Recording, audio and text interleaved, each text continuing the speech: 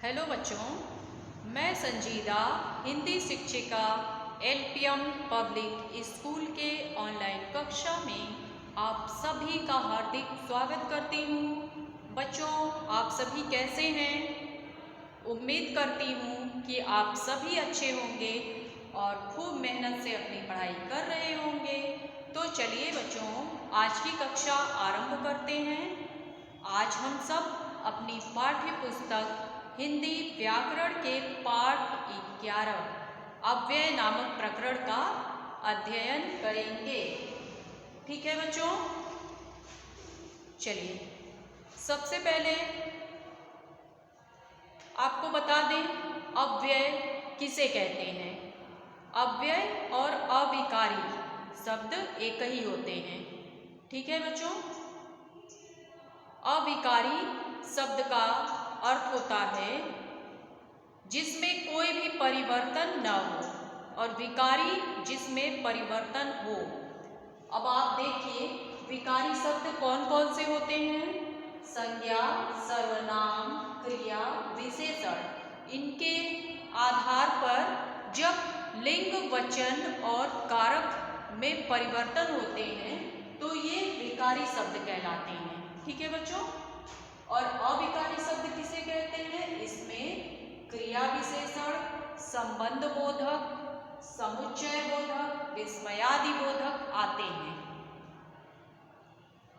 और इसमें कोई परिवर्तन नहीं होते। ठीक है, आपको समझना है अव्यय। अव्यय का मतलब इसमें कोई भी परिवर्तन नहीं होते हैं।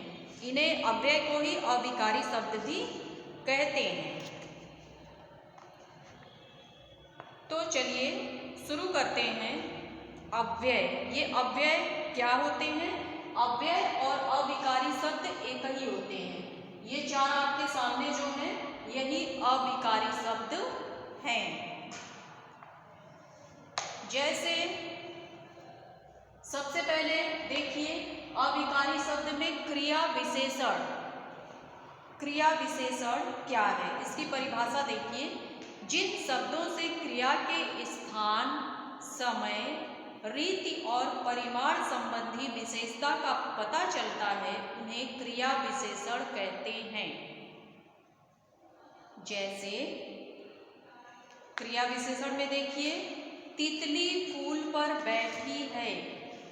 तितली बैठी है ये तो क्रिया है, लेकिन कहाँ पर बैठी है? फूल पर। फूल पर बैठी है तो क्रिया विशेषण आएगा। ठीक है, ये जो पर है यही हमारा अव्यय है। हम प्रातः सैर करते हैं। कछुआ धीरे धीरे चलता है। दीपिका बहुत खाती है।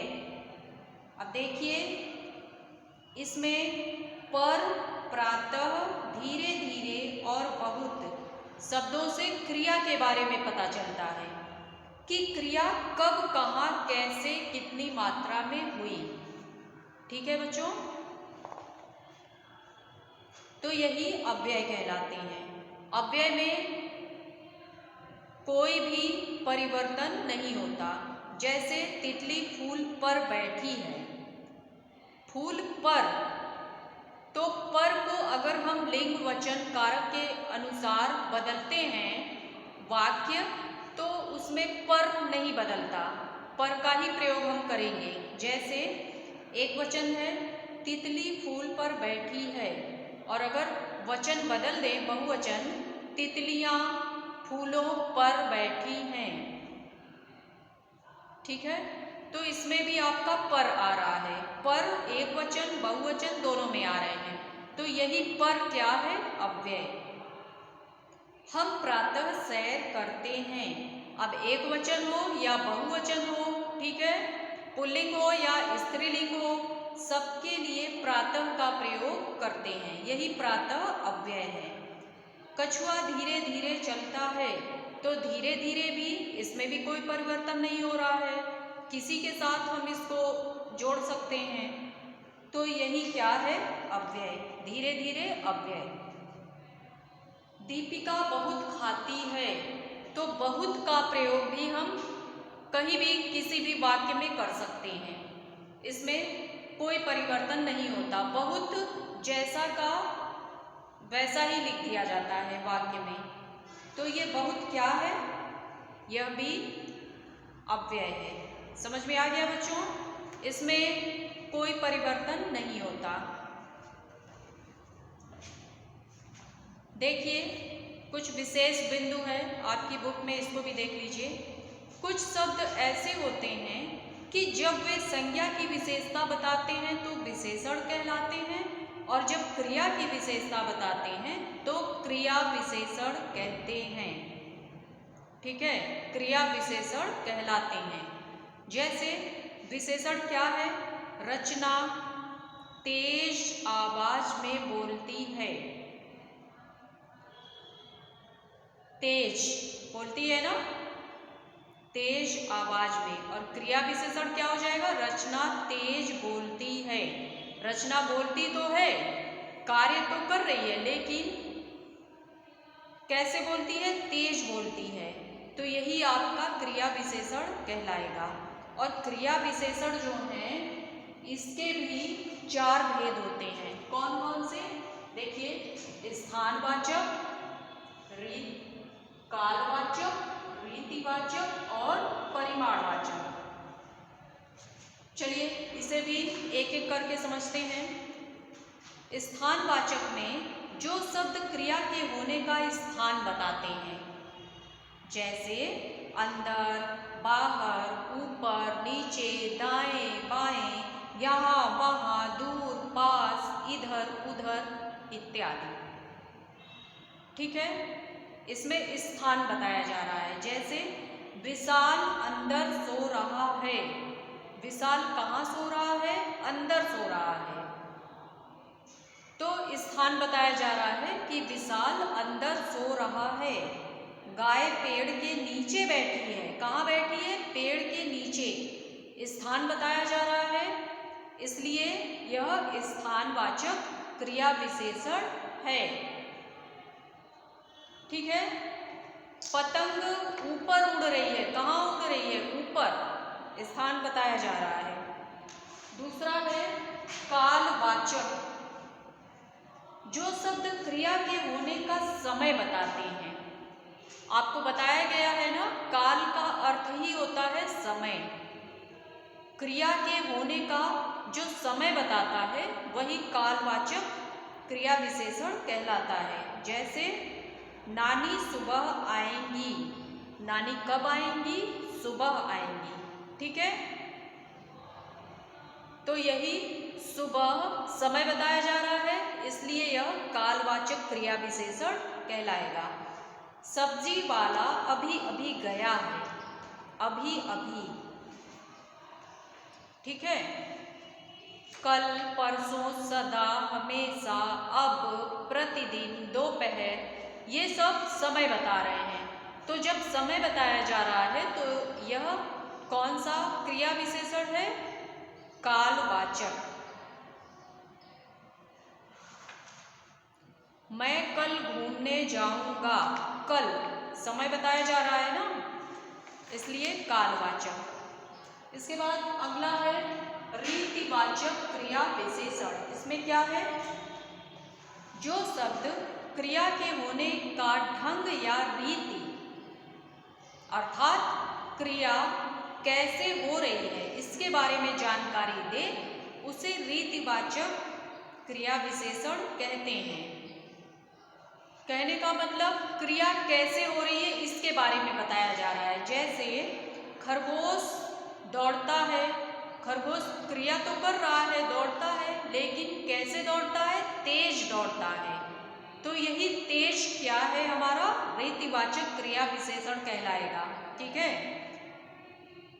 खरगोश तेज दौड़ता है, और तेज क्या है, अव्यय है। इसे हम किसी भी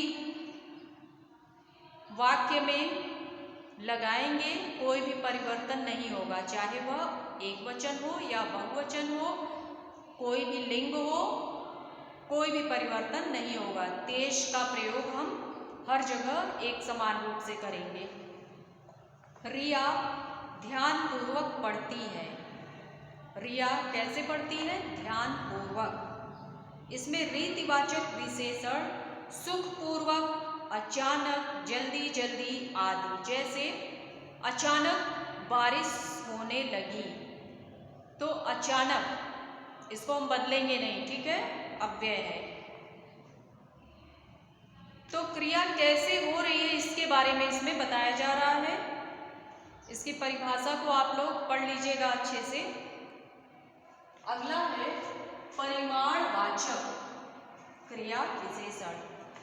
परिमाण, आपको पता है परिमाण का अर्थ होता है नाप तौल। जो शब्द क्रिया की नाप तौल के बारे में बताते हैं उन्हें परिमाणवाचक क्रिया विशेषण कहते हैं। जैसे काफी, खूब, थोड़ा, बहुत, कम, अधिक आदि। घड़े में पानी भरा है। कितना पानी भरा है? आधा। घड़े में पानी आधा भरा है। तो यही जो आधा है नापतौल है ना, परिमाणवाचक क्रिया विशेषण कहलाएगा। ज्यादा खाना अच्छा नहीं होता। इसमें जो ज्यादा है क्या बता रहा है? नापतौल बता रहा है। किसकी? खाने की। तो यही परिमाणवाचक क्रिया विशेषण है।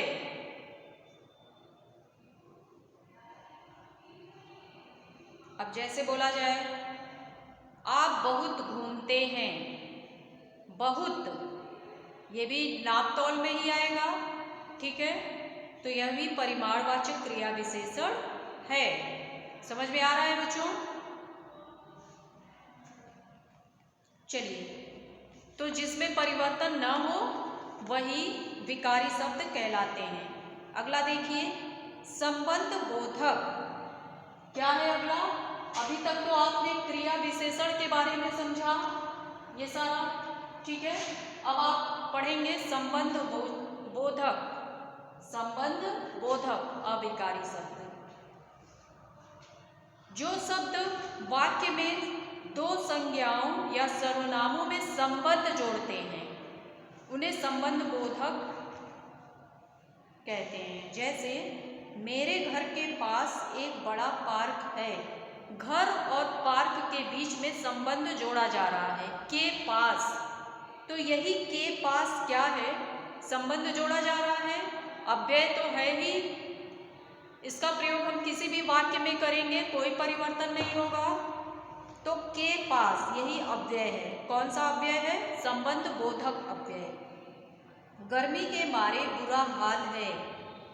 एक तो गर्मी है और बुरा हाल है, संबंध जोड़ा जा रहा है गर्मी से हाल का, ठीक है।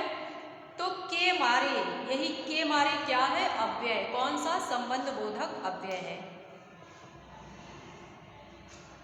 इस प्रकार कुछ और संबंध बोधक शब्द देखिए। से नीचे, से पहले, के सामने, के पीछे, के बाद, के कारण, के आगे, के स्थान, के अनुकूल। अगर ऐसे शब्द आते हैं, ऐसे अव्यय, तो आप समझ जाएंगे कि संबंध जोड़ा जा रहा है, इसलिए संबंध बोधक अव्यय है।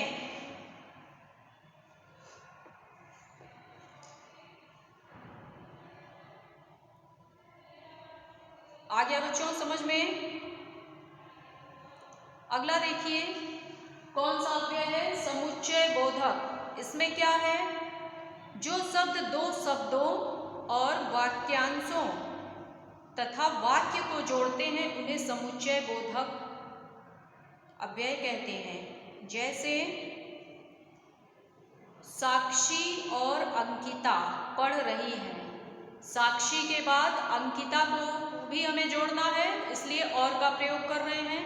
तो और क्या है? समुच्चय बोधक। दो शब्दों, वाक्यों, वाक्यांशों को जोड़ते हैं, ठीक है। जब दो शब्दों, वाक्यांशों और वाक्यों को जोड़ते हैं तो इसमें समुच्चय बोधक का प्रयोग होता है। जैसे साक्षी और अंकिता पढ़ रही हैं। तुम्हें चाय पीनी है या कॉफी, या जोड़ रहे हैं ना दो शब्दों को, तो यही या क्या है, समुच्चय बोधक, जोड़ने का काम कर रहे हैं।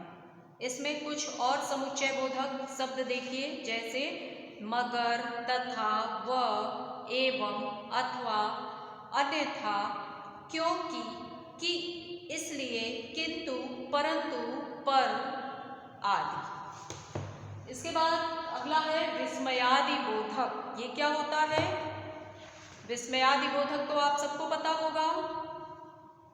हर्ष, शोक, भय, आश्चर्य, घृणा आदि भावों को प्रकट करने वाले शब्दों को विस्मयादि बोधक कहते हैं।